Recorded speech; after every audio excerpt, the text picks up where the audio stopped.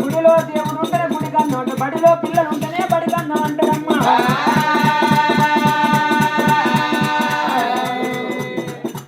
ఇప్పుడన్నా మాట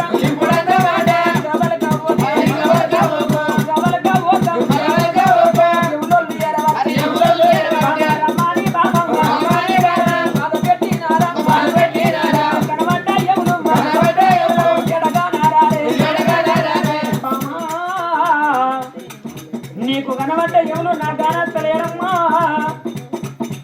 అయినా నా ప్రాణం పోయి నువ్వున్నా నీ బిడ్డను చూసుకుంటే బ్రతుకుతో బామా.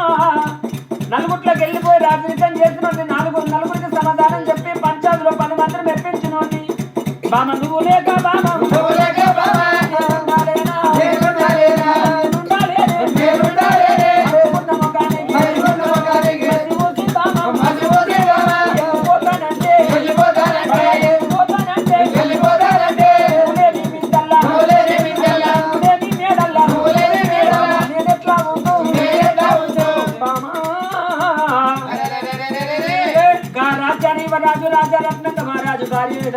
కంట కన్నీరు తీసిండు.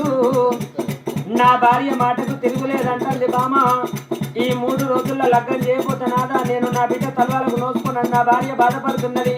భగవంత కానున్న కార్యం కాకమాన జరగనున్న కార్యం జరగకమానది. నా కర్మంలో ఎట్లుందో కాకదీరది.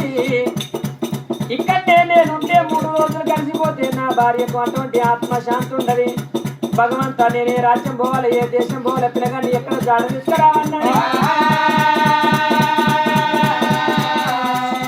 అయినా ఏడుస్తున్నారా రాజు కంటన్న కన్నీరు తుడుచుకొని ఆ ఒక్క దాసోళ్ళకు ఒక్క జమాన్లకు చెప్పిండు. పర్వాలేదు నేను వచ్చేదాకా నా భార్య భద్రం అన్నాడు. తన గుర్రాన్ని తీసుకొని ఇక్కడికి దగ్గర ఒక్క యుడున్నటువంటి భద్రాస్తుల పట్నం మా పెద్ద నాన్న బిడ్డ ఆగో ఏనాడు ఒక్క యుడవతుంటే నాకు చెల్లె కావాలి మరి అనరే ఆగో వెంకట మహాలక్ష్మి మా చెల్లె ఒక్క యుడు గర్భాన 5 కొడుకులు పుట్టిన 4కి లగ్గం అందిన అటువంటి చిన్న కొడుకు లగ్గం కాలే. మరి మా చెల్లెను మాటలతో మనసు నింపి ఒక్క యుడవుతుంటే నా బిడ్డను అటువంటి ఏనాడు పిల్లగాడికి ఇచ్చి లగ్గం చెబితే నా పేరు రత్నంగ మహారాజును కాదని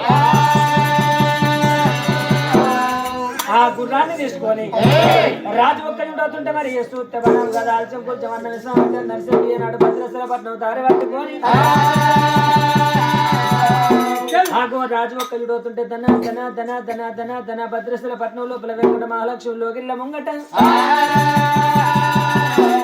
ఎట్లా వెళ్ళిపోతుంది గజ్జలు గజ్జలు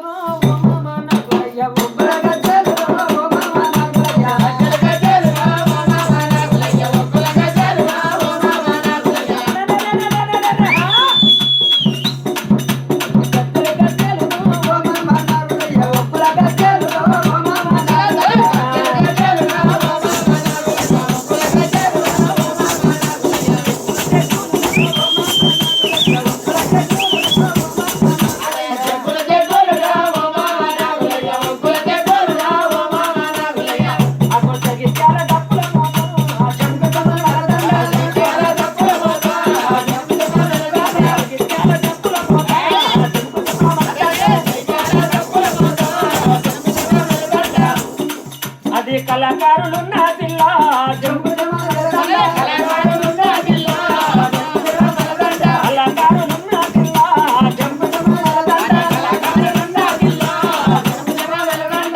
మనం ఆత్మకూరు పోయి వద్దామా జంకు జమాల దండ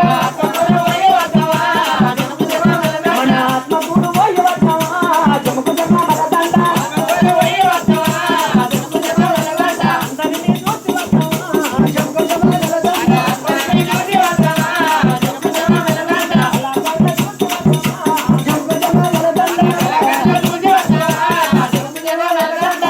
మరి ఇటువంటి ఒక రోజుంటే రాజ్యాన్ని యువరాజు రాజా రత్నంగ మహారాజు భద్రశల పట్నం వచ్చే మరి అటువంటి ఒక ఆ తల్లి లోకిలో ముంగడికి ఏ రాజు